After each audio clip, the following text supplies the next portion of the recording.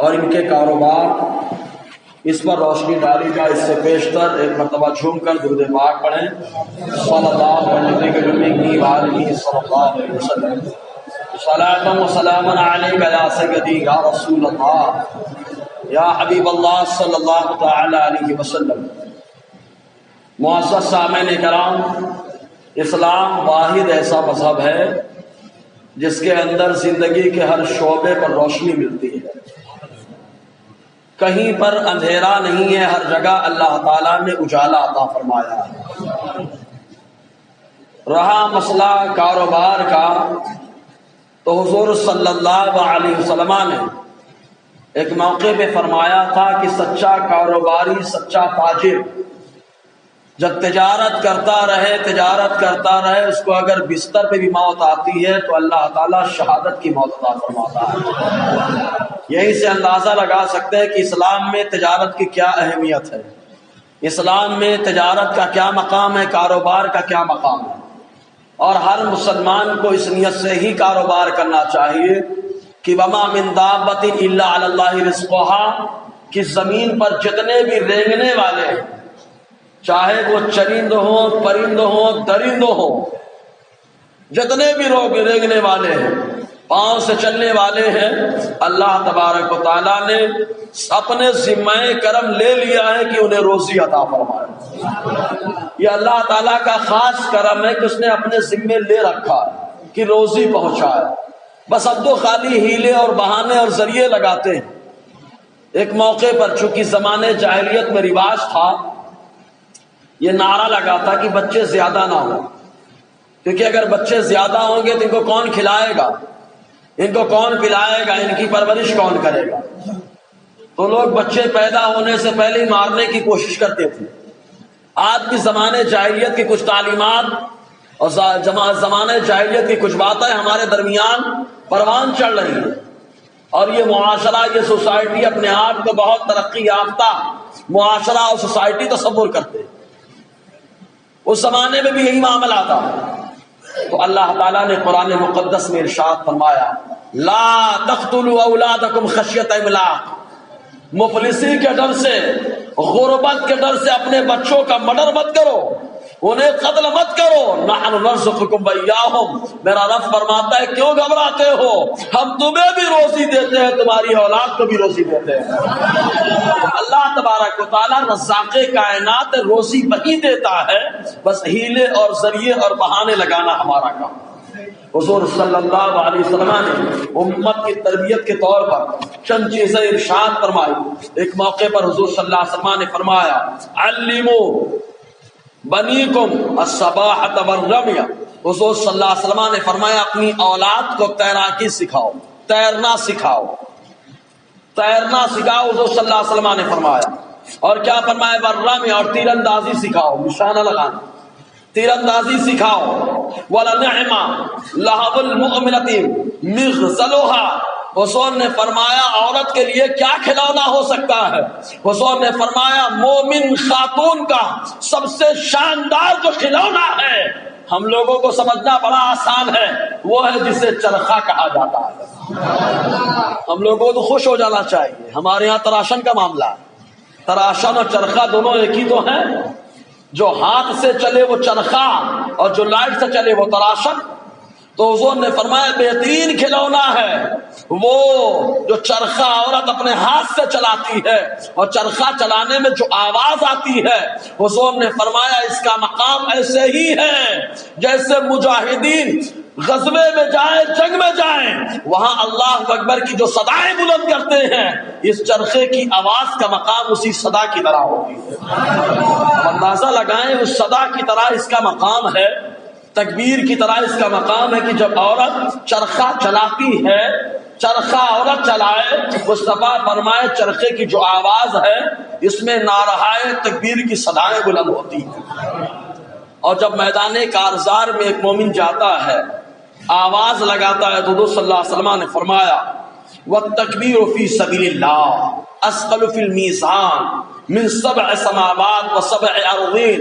حضور نے فرمایا یہ جو میدان کارزار میں مسلمان اترتا ہے، اترنے کے بعد اللہ اکبر کی جو صدا بلند کرتا ہے، حضور نے فرمایا 7 آسمان اور 7 زمین کو ایک پلے میں رکھ دیا جائے، اور یہ ایک بار اللہ اکبر کہنے کو ایک پلے میں رکھ دیا جائے تو 7 آسمان اور 7 زمین سے زیادہ یہ اللہ اکبر کہنا بلند و بالا ہوگا، یہ بھاری ہوگا. اندازہ لگائے کیا مقام ہے. تو چرخے کی آواز اسی تکبیر کی مانند ہے. چرخے کی آواز ہم لوگ بن کر ہم کو تو خوش ہو جانا چاہیے، خوش ہو جانا چاہیے کہ ہمارے گھر میں اگر عورتیں چرخہ چلاتی ہیں، تراشن مرتی ہیں تو الحمدللہ اس کی فضیلت میرے مصطفیٰ نے بیان فرمائی ہے، اس کا مقام میرے مصطفیٰ نے بیان فرمایا. لیکن اس میں جو برائیاں پنپ رہی ہیں ان برائیوں پہ کنٹرول کرنے کی ضرورت ہے. آپ غور کریں، اب سب لوگ پاور لوم سے منسلک ہیں، سبھی جانتے ہیں کیا برائیاں پنپ رہی ہیں. اللہ تعالیٰ ان برائیوں کا خاتمہ فرمائے. انشاءاللہ وہ برائیاں ختم ہو جائیں گی جس کاروبار کی مصطفیٰ نے تعریف فرمائی ہو، جس کاروبار کو آقا نے پسند فرمایا ہو، جس کاروبار کو اللہ نے پسند فرمایا ہو. ظاہر سی بات ہے اس میں بے برکتی والا کام نہیں ہو سکتا. جب بھی بندہ کرے گا اللہ تعالیٰ ضرور برکتیں عطا فرمائے گا. ایک موقع پر حضور صلی اللہ علیہ وسلم نے کیا فرمایا معلوم؟ آقا فرماتے ہیں، روح البیان 5واں حصہ صفحہ 509 کی حدیث ہے. آج میری بات سمجھ میں آ رہی ہے؟ اگر آ رہی ہے تو آج تو آپ کی آواز بلند ہونی چاہیے.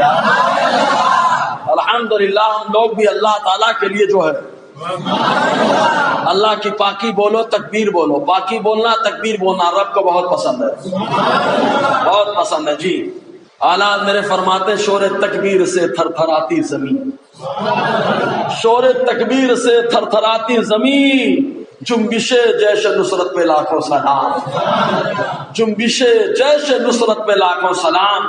کہ جو مدد کے لیے لشکر آیا فرشتوں کا، ان کی جو حرکت ہوتی تھی اس حرکت سے اللہ تبارک و تعالی تکبیر کی صداؤں کو بلند فرماتا رہا ہے. اسی کے اعلیٰ علیہ رحمان نے ترجمانی فرمائی.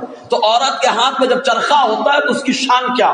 ایک موقع پہ مصطفیٰ فرماتے المغزل فی ید المرأة الصالحہ، نیک عورت کے ہاتھ میں اگر چرخہ آ جائے تو حضور فرماتے کررمح فی ید الغازی المرید بہ وجہ اللہ. حضور نے فرمایا یہ چرخہ نیک عورت اپنے ہاتھ سے چلاتی ہے تو ایسے ہی ہے جیسے غازی مجاہد میدان کارزار میں نیزہ چلا رہا. میدان کارزار میں نیزہ چلانے والا مجاہد، اس کا جو مقام ہوتا ہے وہ مقام خاتون گھر میں بیٹھ کر چرخہ چلائے، نیک کام کرے، اللہ تعالیٰ وہی مقام عطا فرماتا ہے. سمجھ رہے نا کیا شان ہے؟ اب اندازہ لگا ہے. ایسے ہی حضور صلی اللہ علیہ وسلم نے ایک موقع پہ فرمایا، اس میں سلائی کے جو کاروبار سے منسلک ہو تو خوش ہو جائے، خوش ہو جائے کہ آقا نے فرمایا. لیکن اس میں چند چیزیں بڑی ٹینشن والی رہتی ہے. ہم لوگوں کو بھی اس کا خیال کرنا چاہیے کہ اس میں چندے بچ جاتے ہیں، ٹکڑے بچ جاتے ہیں. ہم لوگوں کو کلی اختیار دینا چاہیے، ٹیلر کو کلی اختیار کہ بھائی چھوٹے چھوٹے کپڑے ہم کہاں واپس لے جائیں گے، آپ کو کلی اختیار، جو چاہیں آپ کریں تاکہ وہ بیچارے بھی گنہگار نہ ہو. سمجھ رہے کہ نہیں؟ ورنہ وہ آپ کا مال ہے، اگر وہ کہیں لگا لیے تو مسئلے میں آ جائے. اور ان کو بھی اعلان لگا دے کلی اختیار کے طور پر، بھائی چندے وغیرہ آپ کا ہے، آپ سنبھالے آگے، یا جو بھی معاملہ ہے. ہم لوگ اگر کلی اختیار دے دیں گے مسئلہ ختم ہو جائے گا. سمجھ رہے نا؟ اگر یہ زیادہ پسند آتا ہے تو ایک بار جنت کے فارم ہاؤس میں ایک جھاڑ اور لگنا چاہیے یار. لوگ دنیا کا فارم ہاؤس بناتے کائے کے واسطے، یہاں بناتے شراب پینے کے لیے، مستیاں کرنے کے لیے. یہ مومن کی شان ہے کہ سبحان اللہ بول کر کے جنت میں فارم ہاؤس بناتا ہے. وہاں فارم ہاؤس بنائیں گے اللہ تعالیٰ شراب طہور عطا فرمائے گا.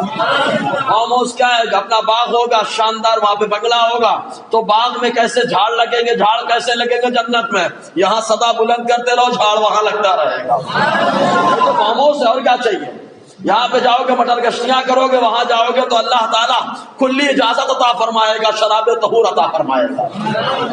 جی تو حضور صلی اللہ علیہ وسلم نے فرمایا روح البیان کے اندر عمل الابرار من الرجال الخیاطہ. حضور نے فرمایا نیک آدمیوں میں سے جو نیک ہے ان کا عمل الخیاطہ، سلائی کرنا ہے. زور سے بولو یار، سلائی کرنا ہے. کیوں سلائی کرنا؟ اللہ کے رسول نے فرمایا وجہ کیا تھی؟ ایک موقع وہ بھی آیا کہ عائشہ صدیقہ بیان فرماتے کہ حضور صلی اللہ علیہ وسلم اپنے گھر میں جب فری ہوتے، آقا علیہ السلام دنیا کے دیکھنے میں فری ہیں، حضور صلی اللہ علیہ وسلم اپنے ہاتھوں سے سوئی دھاگا لے کر اپنے کپڑوں میں پیبند لگا لیا کرتے تھے، سلائی کر لیا کرتے تھے حضور صلی اللہ علیہ وسلم۔ تو نیک مردوں کی جو مردوں کا جو عمل اور کام ہے حضور نے فرمایا وہ سلائی ہے، وہ عمل الابرار من النساء الغزل، اور حضور نے فرمایا نیک عورتوں کا جو کام ہے یہ چرخہ چلانا ہے۔ نیک عورتوں کا کام چرخہ چلانا، نیک مردوں کا کام سمجھا نا، تو سلائی کی فضیلت آئی۔ ابھی اور بھی بہت سارے کا، اس کا یہ مطلب نہیں ہے کہ سلائی کے علاوہ سارے کاروبار خراب ہے، ایسا نہیں ہے۔ ابھی آ رہا ہے کہ آدم علیہ السلام نے سب سے پہلے بنائی کا کام کیا تھا۔ ہم لوگ کو تو خوب خوش ہونا چاہیے یار، ہم لوگ بلائی سے منسلک ہیں، سب سے پہلے آدم علیہ السلام نے بنائی کا کام کیا۔ اب آئیے ذرا تاریخ کی روشنی میں دیکھتے ہیں، درود پاک پڑھ لیں، صلی اللہ علیہ وسلم، صلاۃ و سلام علیک یا سیدی یا رسول اللہ صلی اللہ علیہ وسلم۔ در منصور پہلا حصہ صفحہ 305۔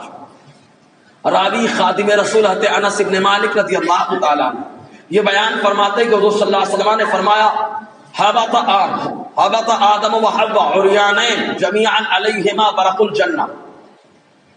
اللہ تبارک و تعالیٰ نے آدم و حوا کو زمین پر اتارا تو بدن پر خالی جنت کے درختوں کے پتے تھے۔ بدن مسئلہ کیا ہوا تھا؟ جنت میں کھا لیا کیا؟ یہ عوام میں مشہور یہی ہے گیہوں، لیکن 3 روایتیں ہیں، بڑھا کے بتائیں آپ، تینوں روایتیں بتائیں، انگور، انجیر یا گیہوں۔ کتنی روایتیں ہو گئی؟ بولیے، نمبر 1، نمبر 2، نمبر 3 گیہوں۔ یہ 3 روایتیں، یا تو انگور کھایا یا گیہوں کھایا یا انجیر کھایا تو بدن پہ جو اللہ تعالیٰ نے ناخون کے کپڑے عطا فرمائے تھے، کس کے کپڑے؟ ناخون کے کپڑے عطا فرمائے تھے، پورے بدن سے کپڑے اتر گئے۔ عوام میں کچھ اور مشہور ہے، وہ غلط بات مشہور ہے۔ عوام میں مشہور کچھ اور ہے نا، یہ کچھ اور ہوا تھا، سب غلط ہے، پھوکٹ کی باتیں ہیں۔ جنت کے اندر آؤٹ گوئنگ کا معاملہ ہے ہی نہیں۔ آؤٹ گوئنگ سمجھ گئے کہ نہیں؟ جنت میں ہے ہی نہیں، کیونکہ جو جنت کا معاملہ ہے حدیث پاک میں حضور نے فرمایا مومن کو خوشبودار ڈکار آئے گی، اللہ تعالیٰ سارا کھانا ہضم فرما دے گا۔ خوشبودار ڈکار آئے گی، سارا کھانا ہضم ہو جائے گا۔ تو یار آدم علیہ السلام جنت میں ایسا ہو سکتا ہے کیا؟ ارے جب جنت میں معاملہ ہے تو ظاہر سی بات ہے وہاں تو خوشبودار ڈکار کھانا ہضم۔ یہیں پہ ایک معاملہ اور کلیئر ہو جائے گا۔ کچھ لوگ کھڑے ہوتے ہیں عقل کے اندھے دل سے پیدل، سمجھا نا، مطلب محبت کا کوئی سسٹم ہی نہیں ہے وہاں، اور سوچنے کا کوئی معاملہ ہی نہیں ہے وہاں۔ تو کیا بولے؟ تم بولتے ہو نبی قبر میں زندہ ہیں، انہیں روزی دی جاتی ہے۔ ارے جب روزی ملتی ہے، انکمنگ ہے، تو آؤٹ گوئنگ کا کیا معاملہ؟ تو ہم کہیں گے بے پاگل، ترمذی کا حدیث اٹھا، حضور صلی اللہ علیہ وسلم نے فرمایا قبر جو ہے یہ جنت کی کیاری ہے۔ جنت کی کیاری کہا، جنت میں کیا ہوتا ہے؟ کہا جنت میں ہم خوب کھائیں گے بغیر روک ٹوک کے کھائیں گے، خوب کھائیں گے، اتنا کھائیں گے کہ جتنا سمجھ میں آئے گا اتنا کھائیں گے۔ کہا جب کھاؤ گے انکمنگ ہے تو آؤٹ گوئنگ، کہا مصطفیٰ نے فرمایا ڈکار آئے گی، سارا کھانا ہضم ہو جائے گا۔ ایسے کلیئر ہو گیا، وہاں روزی تو ملتی ہے، ڈکار آتا ہے، سارا معاملہ ختم، سارا معاملہ ختم۔ اور اس کا جنازہ بھی نکلا، جو اعتراض کر رہا تھا وہ بھی ختم۔ تو جنت میں آدم علیہ السلام اور حوا رضی اللہ تعالی عنہما علیہ السلام اور رضی اللہ تعالی عنہ کے بدن پہ جو ناخون کے کپڑے تو اتر گئے، تو حضرت آدم علیہ السلام بھاگنے لگے، ادھر سے ادھر، ادھر سے ادھر، ادھر سے ادھر۔ اللہ تعالی نے فرمایا اے آدم تم مجھ سے بھاگ رہے ہو؟ کیا مجھ سے کوئی چھپ سکتا ہے؟ اے آدم تم مجھ سے بھاگ رہے ہو؟ کیا کوئی مجھ سے چھپ سکتا ہے؟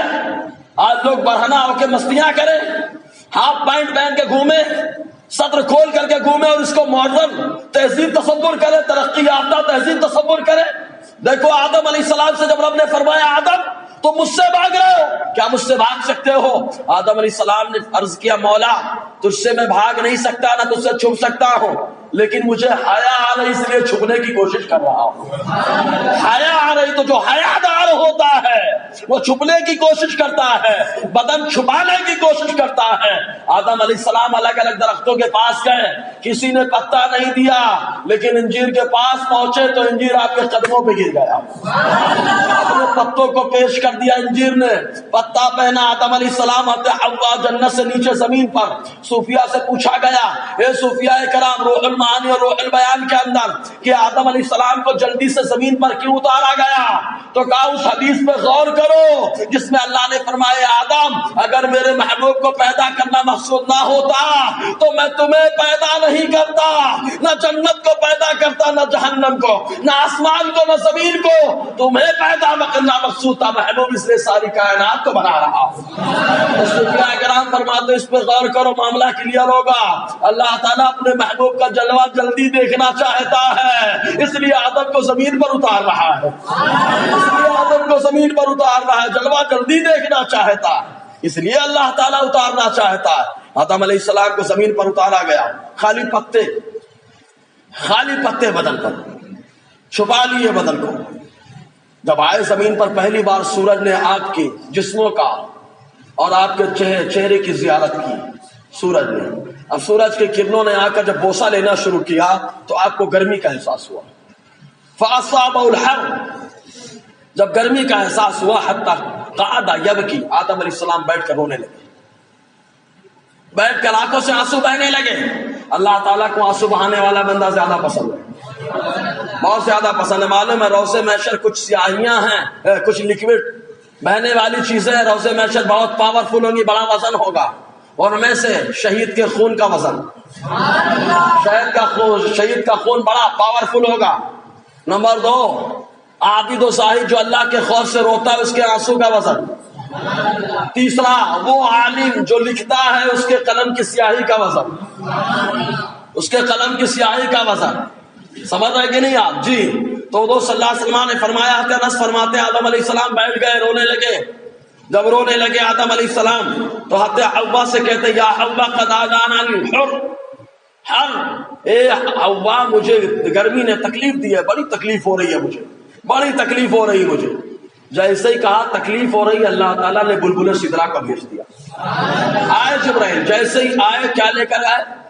جاءہ جبرائیل بقطن، حضرت جبرائیل علیہ السلام روئی لے کر کے آئے، کپاس. کیا لے کر کے آئے؟ اب ہم کو تو خوش ہو جانا چاہیے نا، کیونکہ اپنا کاروبار ہے بھائی، ہر آدمی اپنے پیشے سے محبت کرتا ہے. الحمدللہ ہم بھی اپنے کاروبار سے، پارچہ بافی سے ہمیں بھی محبت ہے. صحیح بات ہے کہ نہیں؟ لوگ گناہ کے کاموں سے محبت کرتے ہیں، ہم تو انبیاء کرام کے کام سے محبت کر رہے ہیں. تو کپاس لے کر کے آ گئے جبرائیل. جب کپاس لے کر کے آئے تو کیا کہا؟ وَأَمَرَهَا أَن تَغْسِلَ، حضرت حوا کو حکم دیا، اے حوا یہ جو سوت ہے، یہ جو کپاس ہے، اس کو سوت دھاگا بناؤ. حضرت حوا نے اس کو دھاگا بنایا. زور سے بولو یار، دھاگا بنایا، دھاگا بنایا. کہا کیسے دھاگا بنانا، یہ بھی مسئلہ تھا. وَعَلَّمَهَا، تو حضرت جبرائیل نے بتایا کہ ایسے دھاگا بنانا ہے. حضرت جبرائیل نے بتایا کہ ایسے دھاگا بنانا ہے. جبرائیل کو کس نے بتایا؟ کہا خلاق کائنات نے بتا کر بھیجا، بتا کر کے بھیجا. گا دھاگا بنایا گیا، سوت بنایا جا رہا. معلوم یہ ہوا کہ سوت کا کاروبار کرنا یہ بھی ایمان والوں کا کام ہے. اب ایمان والوں نے دوسرے ہاتھ میں دیا تو ظاہر سی بات ہے جو خود ایمان والا نہیں تو کام کیسا ایمان والا ہوگا. اس لیے پاورفل بننا ہے تو اپنا کام اپنے ہاتھ میں رکھو. سمجھ رہے کہ نہیں؟ اپنا کام اپنے ہاتھ میں رکھو. ڈرائیور جب کوئی اور ہوتا ہے تو پیسنجر کو خطرہ ہوتا ہے، جب ڈرائیور اپنا آدمی ہوگا تو انشاءاللہ اللہ تعالیٰ حفاظت فرمانے والا ہے. تو کاروبار کا ڈرائیور اپنا کوئی آدمی بنایا جائے. تو حضور صلی اللہ علیہ وسلم فرماتے ہیں حضرت حوا کو سکھایا گیا کیسے دھاگا بنانا ہے. حضرت حوا نے دھاگا بنایا. وَأَمَرَ آدَمَ بِالْحِيَاكَ وَعَلَّمَهُ، حضرت آدم علیہ السلام کو بتایا کہ وہ دھاگا بن گیا. اب آپ کو بنائی کرنا ہے. آدم نے کہا کیسے کرنا ہے، جبکہ اللہ نے سکھایا تھا. حضرت جبرائیل نے اللہ تعالیٰ کی تعلیم کی طرف توجہ دلا دی. اس انداز میں بنائی کرنا ہے تو پہلے سوت تیار کیا با حوا نے، اور بنائی کا کام سب سے پہلے جس نے کیا وہ ہے جنہیں بابا انسانیت آدم علیہ السلام کی ذات سے نہ دنیا یاد کرتی. آدم علیہ السلام نے سب سے پہلے بنائی کا کام کیا. اب تو ہم خوش ہو جائے یار، اور زور سے یار. پارچہ بافی ہمارے باپ کا کام ہے، ہمارا خاندانی پیشہ ہے. ہمارا خاندانی کاروبار ہے. جنت سے آنے کے بعد ہمارے باپ نے پہلا کام یہ کیا تھا.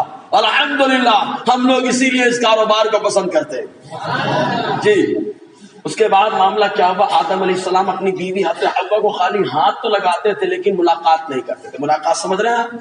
ملاقات نہیں کرتے تھے. تو آتے جبرائیل علیہ السلام کانا لم یجامع امرأته فی الجنہ، اپنی بیوی سے جنت میں مجامعات نہیں کی، ملاقات نہیں کی. یہاں تک کہ زمین پر آئے، جنت سے اتارے گئے اور الگ الگ سوتے تھے دونوں. وکانا کل منہما ینام علی حدہ، دونوں میں سے ہر ایک الگ الگ سوتے تھے، خالی بات کرتے تھے باہر ہاتھ لگاتے بس. حتی اتاہ جبرائیل، زمین میں جبرائیل آئے، فامرہ ان یأتی اہلہ وعلمہ کیف یأتیہا. حتی جبرائیل آئے اور آنے کے بعد حتی آدم کو بتایا کہ اپنی بیوی کے پاس جائیں اور جانے کا کیا طریقہ ہوگا، پورا طریقہ بتایا. حتی جبرائیل نے تعلیم کی، تعلیم دینے کے بعد چلے گئے. دوسرے دن آئے، آنے کے بعد کہا کیف وجدت امرأتک یا آدم، اے آدم اپنی بیوی کو تم نے کیسے پایا؟ آدم نے کہا صالحہ، میں نے اپنی بیوی کو نیکوکار پایا ہے، نیکوکار صالح پایا ہے، نیک پایا ہے، متقی پرہیزگار پایا. تو اس کے بعد جو ہے نا انسانیت کا سلسلہ چل پڑا ہے. زور سے بول رہے ہیں. ڈائریکٹ والے تو جا کے ڈائریکٹ دعا مانگ کے لائیں، ڈائریکٹ والے ڈائریکٹ دعا مانگ کر کے لائیں. اللہ تعالیٰ قادر مطلق ہے، جب آدم کو بغیر ماں باپ کے پیدا کر رہا ہے، بغیر ماں باپ کے پیدا کر رہا ہے، تو ڈائریکٹ والا کھڑا ہو جائے مانگے. لیکن انڈائریکٹ والا کہے گا الحمدللہ اللہ قدرت رکھتا ہے، بغیر ماں باپ کے بھی دیتا ہے، بغیر ماں باپ کے بھی دیتا ہے، لیکن جب بھی دیتا ہے تو ماں باپ کے وسیلے سے ہی دیتا ہے. چاہے ماں باپ نیک ہو نیک نہ ہو، نیک ہو نیک نہ ہو، نیک ہو نیک نہ ہو. کہا جب ماں باپ نیک نہ ہو، نیک ہو چاہے نہ ہو، اللہ تعالیٰ ان کے وسیلے سے اولاد دیتا ہے. تو میرا مصطفیٰ تو سراپا نیک ہے، سراپا نیک ہے. اس کے وسیلے سے اللہ تعالیٰ نے زمین و آسمان کو بنا دیا. اے محبوب اگر تمہیں پیدا کرنا مقصود نہ ہوتا تو کسی کو نہیں بناتا. تو کہا یہ وسیلہ مصطفیٰ کا لگ گیا تو انسان پیدا ہو رہا ہے، یہ وسیلہ مصطفیٰ کا لگ گیا تو زمین و آسمان بنائے جا رہے ہیں. یہ مصطفیٰ کا وسیلہ ہی تو ہے.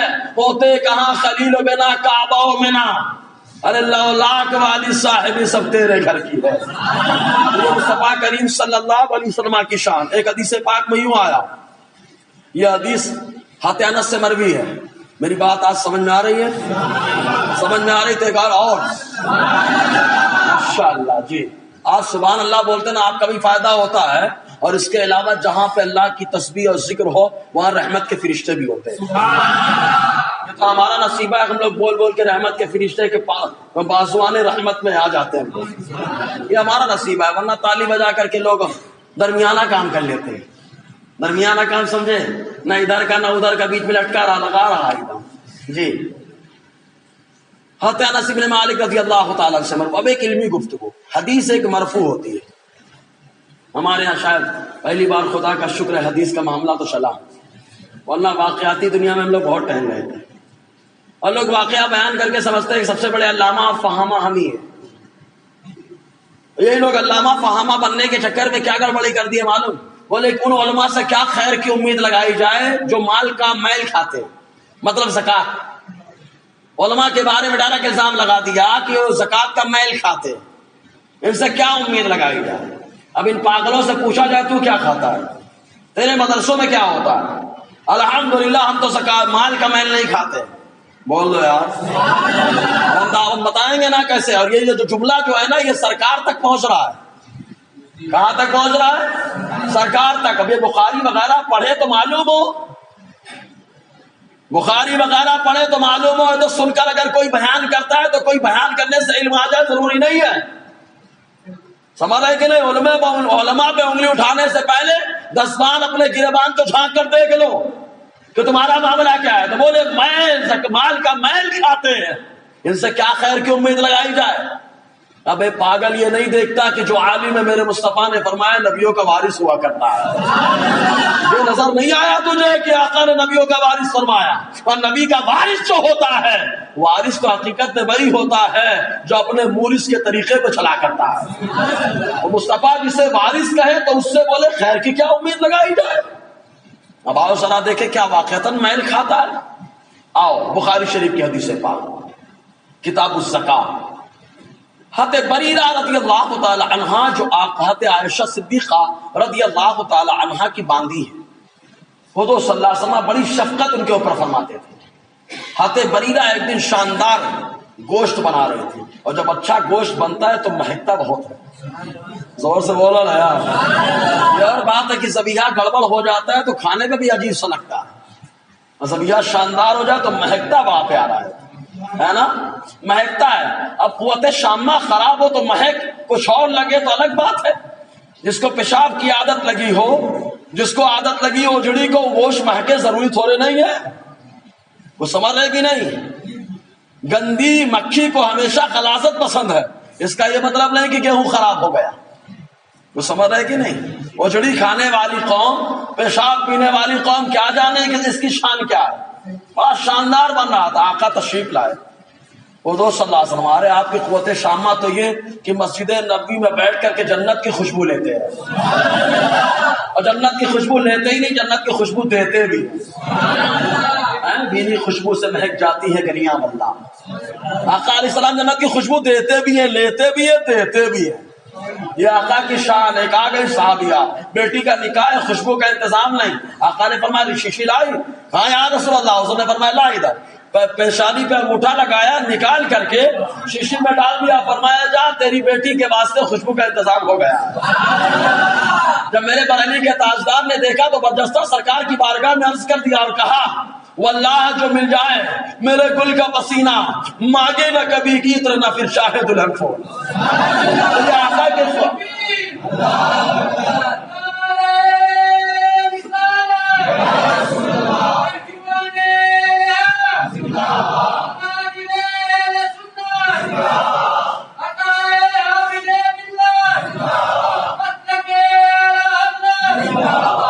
اب آپ اندازہ لگائیں، آقا علیہ السلام تشریف لائے، بریرہ کھانا بنا رہی ہے، اتنی شاندار خوشبو آ رہی تھی، آقا علیہ السلام نے فرمایا بریرہ کیا بنا رہی ہو؟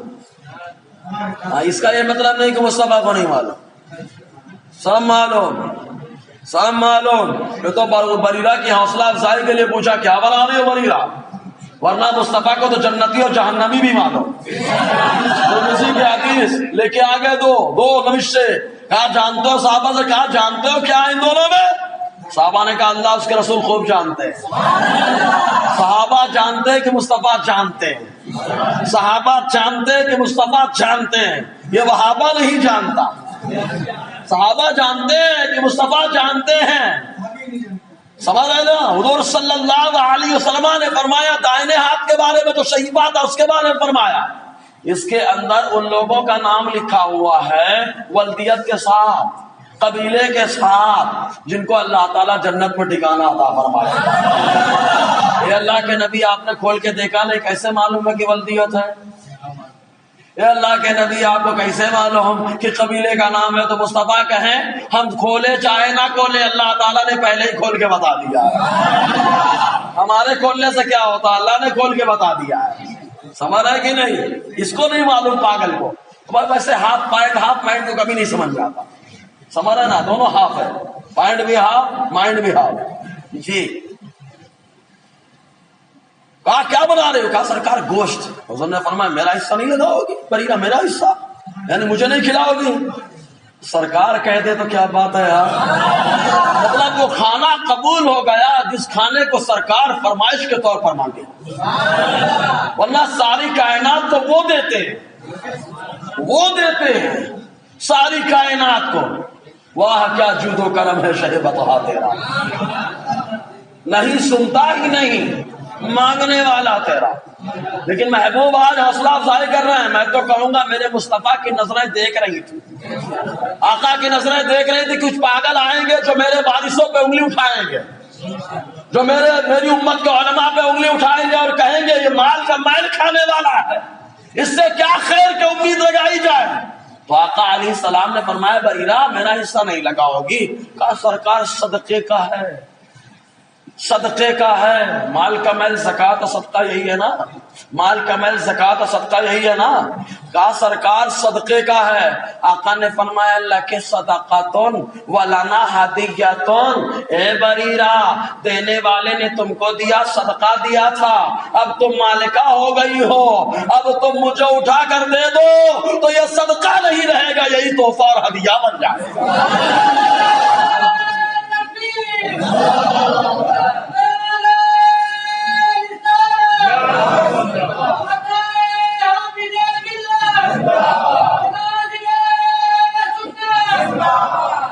اب بخاری کی حدیث ہے یہ، حضور نے کیا فرمایا؟ تم کو دینے والے نے دیا، صدقہ تھا، زکوٰۃ کا معاملہ تھا، لیکن اے بریرہ تم مالکہ ہو گئی نا، زکوٰۃ ادا ہو گئی، اب تم مجھے دو گی تو یہ تحفہ اور ہدیہ بن جائے گا.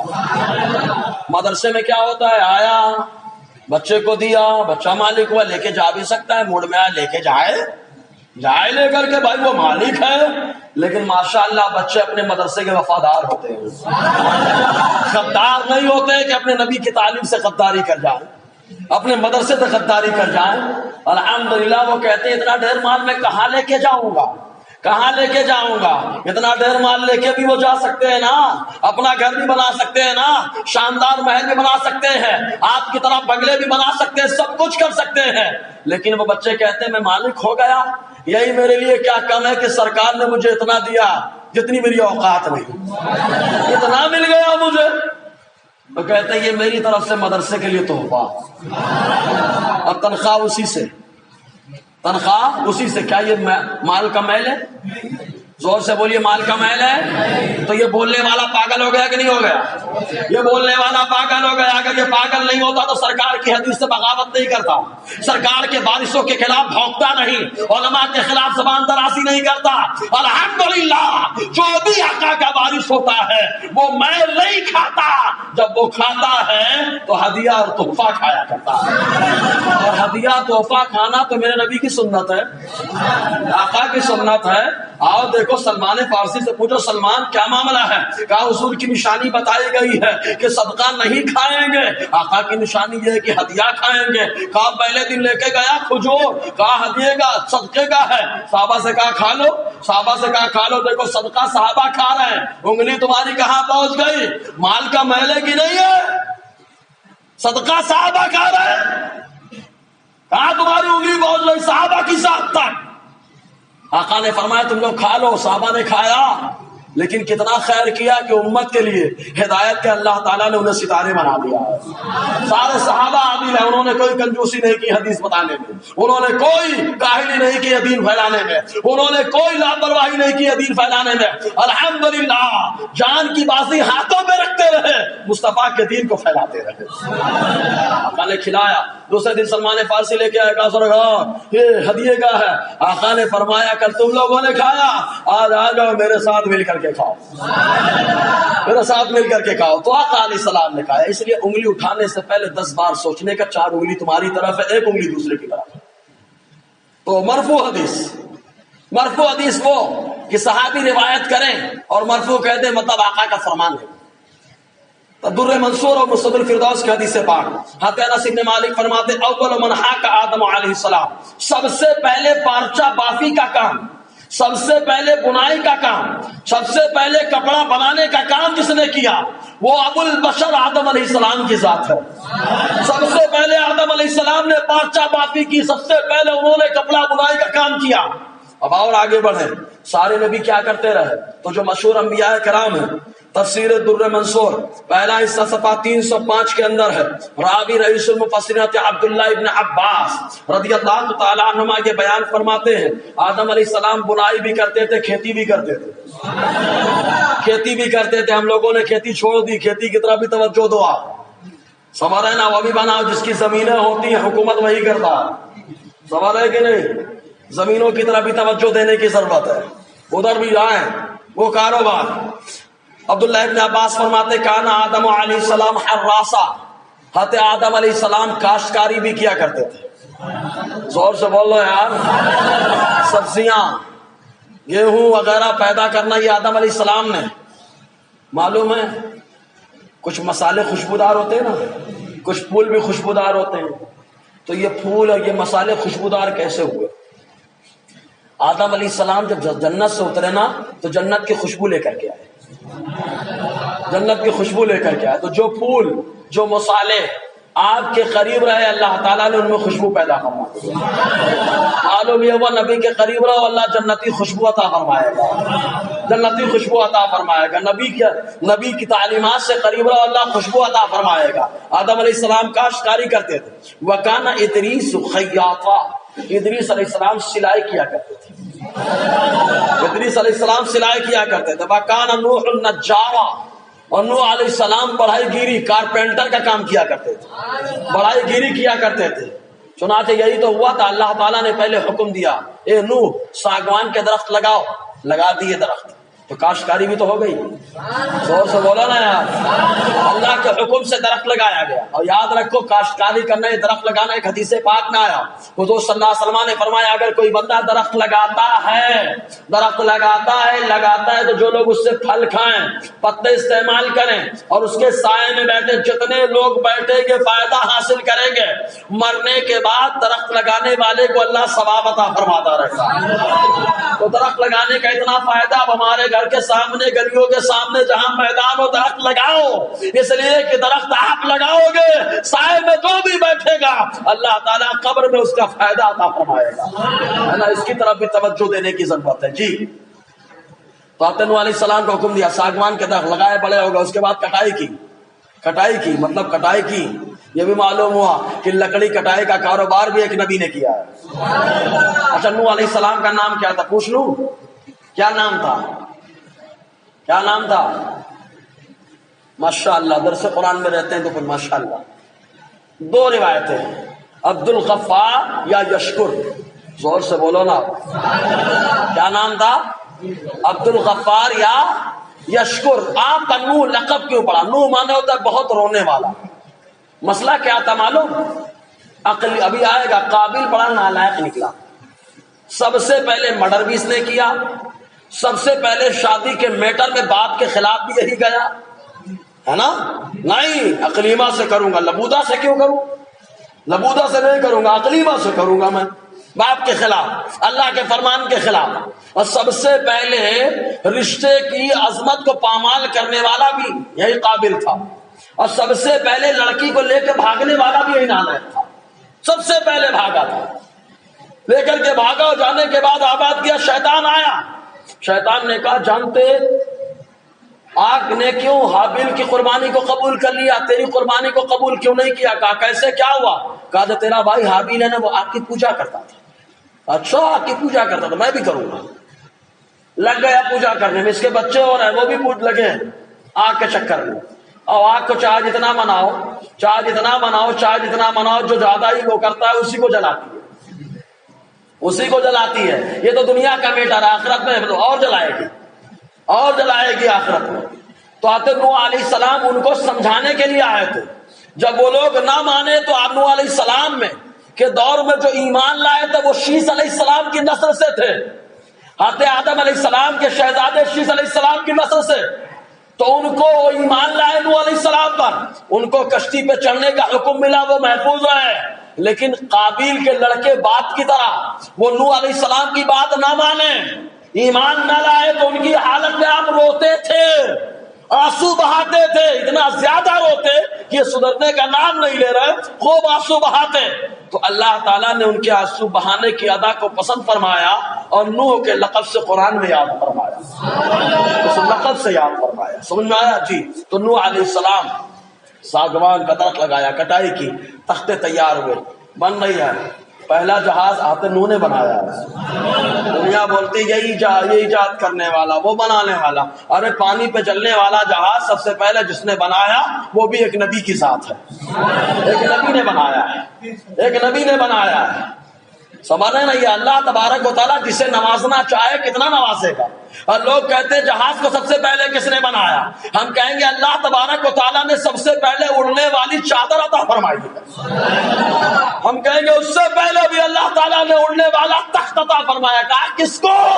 کہا اس کو جسے اللہ تعالیٰ نے اپنا خلیفہ سلیمان علیہ السلام بنایا. چلانے والا تخت اللہ نے ایک نبی کو عطا فرمایا. اب کوئی بولے کہ جہاز کا ایجاد کرنے والا وہ، کھڑے ہو جانا، چوپ. سب سے پہلے جہاز کا ایجاد کرنے والا میرا پروردگار ہے، اور جس کے ہاتھوں سے کروایا وہ سلیمان علیہ السلام کی ذات ہے. سمجھ رہے کہ نہیں؟ ہوائیں لے کے چلتی تھی، ہوا لے کر کے چلتی تھی سلیمان علیہ السلام. معلوم یہ پانی کا جہاز وہ بھی نبی نے بنایا، اور ہوا میں اڑنے والا جہاز وہ بھی نبی نے بنایا. اب تو ایک جھاڑ زور سے بنتا ہے یار. نبی نے بنایا. سمجھو ایمان والوں کا مقام کیا ہے. ہم کیا بنا رہے ہیں؟ ہم تو کپڑے بھی نہیں بنا پا رہے ہیں صحیح سے. سوچیں آپ، وہ اس کی اسٹیئرنگ بھی ہماری ہاتھ میں نہیں ہے. سوچیں آپ، خالی سوچنے کا مقام ہے. قرآن نے ہم کو جگہ جگہ سوچنے کا حکم دیا. کیوں؟ سوچو گے تو کچھ کرو گے نا.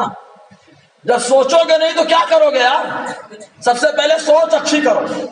سوچ عمدہ ہوگی، اللہ تعالیٰ ترقی کی راہیں آسان فرمائے گا. سوچ اچھی کرو. بہرحال تو نوح علیہ السلام نے بنایا. وَكَانَ هُودٌ تَاجِرًا، اور حضرت ہود علیہ السلام تاجر رہے. وہ ہود علیہ السلام جن کے دور میں کون تھا؟ شداد. شداد کس کے دور میں تھا؟ زور سے بولو نا یار. ہود علیہ السلام کے دور میں تھا شداد. بڑا لمبا ترنگا کا دنیا میں بناؤں گا جنت، اللہ کی جنت کے مقابلے میں بنا رہا تھا. رب کا حکم رب ڈھیل دے رہا ہے، ڈھیل دے رہا ہے. ہو سکتا ہے سدھر جائے، ہو سکتا ہے سدھر جائے. رب کو معلوم ہے سدھرے گا نہیں. جس کے بارے میں رب کا علم ہے، وہ ہمیشہ ازلی ابدی علم ہے اللہ کا، لیکن پھر بھی ڈھیل دے رہا ہے. کیوں؟ اس لیے کہ اللہ کے غضب پر اللہ کی رحمت بڑھ جاتی ہے. حدیث میں آیا. ڈھیل دے رہا ہے. نہیں مانا، جنت بن گئی، نام رکھ دیا اعلان، داخلہ ہو رہا ہے. دروازے پہ پہنچا، ملک الموت نے روح قبض کر لی. روح قبض کر لی اور دنیا کو بتا دیا کہ اے دنیا کہ عیش و عشرت میں ڈوبنے والا انسان شداد نے بہت شاندار محل بنایا تھا. دنیا میں اس نے جنت کیا نہیں تھا اس کے اندر. حوروں کا انتظام اس نے کیا تھا، غلمان کا انتظام اس نے کیا تھا، شراب کا انتظام اس نے کیا تھا، مٹر گشتیوں کے طریقے اس نے اس کے اندر رکھے تھے، لہو و لعب کے سامان اس نے رکھے تھے، ہر طریقے کے عیش و عشرت اور راحت کے سامان تھے. لیکن اللہ تبارک و تعالیٰ نے دنیا کو بتا دیا طاقت کوئی بھی استعمال کر لے، حقیقی طاقت تو تمہارے خالق اللہ تعالیٰ کے پاس ہی موجود ہے. حقیقی طاقت اللہ کے پاس ہے. وہ جسے چاہے بادشاہت دے، جسے چاہے اٹھا کے ذلت کے قعر عمیق میں ڈال دے. یہ اللہ تبارک و تعالیٰ قادر مطلق ہے. جی تو ہود علیہ السلام تجارت کیا کرتے تھے، کاروبار. وَكَانَ إِبْرَاهِيمُ رَاعِيًا، حضرت ابراہیم علیہ السلام بکریاں چلایا کرتے تھے. ابراہیم علیہ السلام بکریاں چلایا کرتے تھے. وَكَانَ داؤد زَرَّاعًا، اور حضرت داؤد علیہ السلام زرہ بناتے تھے، فولادی آہنی جیکٹ بناتے تھے، آہنی جیکٹ بناتے تھے. وَكَانَ سُلَيْمَانُ خَوَّاص، اور حضرت سلیمان علیہ السلام کے بارے میں کئی روایتیں ملتی ہیں. ایک روایت میں یہ ہے کہ سلیمان علیہ السلام جو ہے کھجور کی جو پتیاں ہوتی ہیں ان پتیوں سے چٹائی بنا بنا کر کے فروخت کیا کرتے تھے. اب آگے کی روایت آ رہی ہے کہ وہ کھجور کی چٹائی نہیں بناتے تھے، کھجور کی ڈلیاں بناتے تھے حضرت سلیمان علیہ السلام، اور ان کو فروخت کرتے، جو آمدنی ہوتی اسی سے آپ تناول فرمایا کرتے تھے. حضرت سلیمان علیہ السلام کا یہ کاروبار تھا. وَكَانَ مُوسَىٰ أَجِيرًا، حضرت موسیٰ علیہ السلام نے مزدوری کی، لیکن دنیا کی مزدوری نہیں کی. نبی ہے، دنیا کی مزدوری کیسے کرے؟ نبی ہے، نبی کی بارگاہ میں مزدور رہے. کہا کون سے نبی؟ کہا شعیب علیہ السلام. کہا بیٹی صفورہ کا نکاح تو تم سے کر دوں گا اے موسیٰ، مہر میں کیا دو گے؟ کہا کیا ہے، کیا دوں گا میں؟ کہا 8 سال آپ کی بکریاں چراؤں گا. زور سے بولو نا یار. ایک نبی دنیا کی غلامی کر سکتے ہیں کیا؟ وہ تو دنیا کو غلام بنانے کے لیے آتے ہیں. زور سے بولو. دنیا کو غلام بنانے کے لیے آتے ہیں. غلام سے مراد کیا؟ اپنا عاشق. غلامی کی زندگی نہیں، وہ تو غلامی کی زندگی سے آزاد کرا کے اللہ تعالیٰ کی معرفت عطا فرماتے ہیں. وہ تو غلامی ختم کرتے ہیں. اس لیے تو اسلام نے کبھی فرمایا قسم کا کفارہ ادا کرو تو غلام آزاد کرو، زہار کا کفارہ ادا کرو غلام آزاد کرو، اور اس کے ساتھ ساتھ قدر کا کفارہ ادا کرو غلام آزاد کرو. غلامی کی زندگی ختم کرنا یہ اسلام کا سسٹم رہا، لیکن لوگوں کو اپنا عاشق زار ہر نبی نے بنایا ہے. تو حضرت موسیٰ علیہ السلام نے 8 سال مہر کے طور پر اور 2 سال اپنی طرف سے 2 سال اپنی طرف سے. اب کوئی کھڑا ہوتا بولتا سسرال کی خدمت کر رہا ہے. کہا سسرال کے ساتھ ساتھ ایک نبی کی بھی خدمت کر رہا ہے, ایک نبی کی خدمت کر رہا ہے, حضرت شعیب علیہ السلام کی خدمت کر رہا ہے. تو حضرت موسیٰ علیہ السلام اجیر رہے. وکان عیسیٰ سیاحا, اور عیسیٰ علیہ السلام سیاح رہے.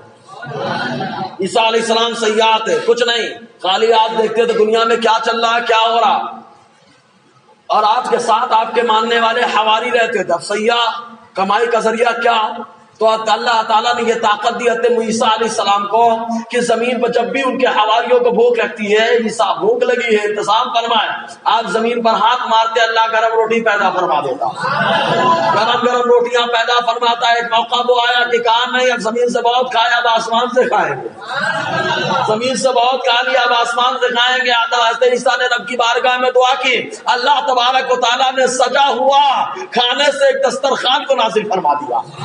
اسی دسترخوان کو مائدہ کہا جاتا ہے. قرآن مقدس کی ایک پوری سورت اسی کی طرف منسوب ہے. تو دسترخوان اتر گیا. تو موسیٰ عیسیٰ علیہ السلام کا یہ معاملہ, سیاحت کرتے تھے, دنیا کے حوال کو دیکھتے تھے کیا چل رہا ہے دنیا میں, اور جب بھی کھانا مانگتے ہاتھ مارتے گرم روٹی. اور جب ہاتھ مارنے سے گرم روٹی آ رہی ہے تو پاؤں مارنے سے سب زمین نکلے گا. زور سے بولا گیا. اسی لیے میرے نبی نے مارا نہیں, سمجھو. عیسیٰ نے مار کے نکالا, اسماعیل نے مار کے نکالا, ایوب نے مار کے نکالا, سب نے مار کے نکالا نا. تو میرے نبی نے مارا نہیں, میرے نبی نے ہاتھ رکھا, میرے نبی نے ہاتھ رکھا کہ زمین سے میرے مصطفیٰ کو محبت ہے. مارا نہیں, آقا نے ہاتھ رکھ دیا, اللہ تعالیٰ نے چشمے بہا دیے. مصطفیٰ نے مارا نہیں, لعاب ڈالا, اللہ نے کنویں میں پانی پیدا فرما دیا. آقا نے مارا نہیں. اب آپ کہیں گے احد کو تو مارا تھا, احد بہت ہل رہا تھا, بہت ہل رہا تھا, بہت خوشی میں جھوم رہا تھا. ہم کہیں گے مارا نہیں تھا, مارا نہیں تھا. مصطفیٰ نے اپنے پاؤں سے اس کو تھپ تھپایا تھا, مصطفیٰ نے تھپ تھپایا تھا, خاموش ہو گیا. آقا کی تھپ تھپاہٹ پر ایک ٹھوکر میں احد کا زلزلہ جاتا رہا. رکھتی ہے کتنا وقار, اللہ اکبر. ورنہ کوئی بتائے زلزلہ ہے تو پاؤں مار کے روک کے بتائے, کوئی روکنے والا پیدا ہو جائے, بولے کہ میں نبی کی طرح, معاذ اللہ, ہے نا کچھ اپنے یہاں, ہاں بولتے ہیں نا. اب تو بولنے ڈرنے لگے. معلوم ہے کہ کچھ اللہ تبارک و تعالیٰ نے احمد رضا کے غلاموں کو کھڑا کر دیا ہے, تو دھجیاں اڑا ڈالتے ہیں, سمجھ رہے نا, دھجیاں اڑا. ان کو معلوم ہے کہ اب زبان پہ کنٹرول رکھو. ہاں خلوت میں زبان پہ کنٹرول نہیں ہے, خلوت میں خوب کرتے ہیں, ٹھیک ہے. اللہ تبارک و تعالیٰ نے منافقوں کی خلوت کی باتوں کو قرآن میں ذکر فرمایا. رب چاہے گا نا تم خلوت میں باتیں کر رہے ہو, پلاننگ تمہاری خلوت کی ہے نا, اللہ تبارک و تعالیٰ سب کے سامنے ظاہر فرمائے گا. اور یہاں نہیں ظاہر فرمائے گا تو محشر میں تو سارا کچا چٹا سامنے آ جائے گا.